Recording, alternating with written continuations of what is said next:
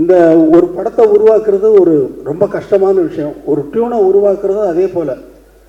Tune வந்து எனக்கு வந்து எப்பொழுதுமே என்ன இருக்கும்னா, ஒரு டைரக்டர் ஒரு படம் ஒர்க் பண்ணுறேன்னா மைண்டு உள்ளே வந்து ஒரு சுச்சுவேஷன் சொன்னாங்கன்னா உள்ளே வந்து பிளாங்க் ஆகிடும், எம்டியாக இருக்கும், ஒரு கற்பனையும் இருக்காது. ஆரம்பித்தாச்சுன்னா அது பாட்டுக்கு வந்துக்கிட்டே இருக்கும். ஒரு டைரக்டர் வந்து ஒரு படம் நான் தெலுங்கில் ஒர்க் பண்ணுறேன்.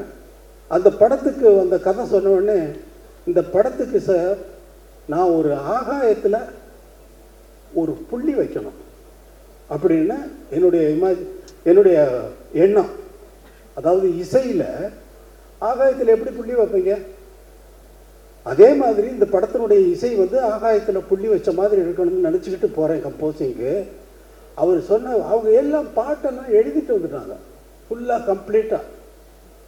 அப்படியே தூக்கி வச்சுட்டு அவங்க போட்ட அவங்க எழுதிக்கிட்டு வந்த பாட்டெல்லாம் வரிசையாக டியூன் பண்ண ஆரம்பித்தேன். அந்த மாதிரி ஒரு படம் பண்ணேன். இது எக்ஸ்பீரியன்ஸ், என்னுடைய எக்ஸ்பீரியன்ஸு. என்னுடைய எதிர்பார்ப்புக்கு தகுந்த மாதிரி படங்கள் அமையிறது வேறு, ஆனால் அவங்களுடைய எதிர்பார்ப்புக்கு நான் கொடுக்குறது வேறு. எனக்கு அது ஒரு வேலையே இல்லை.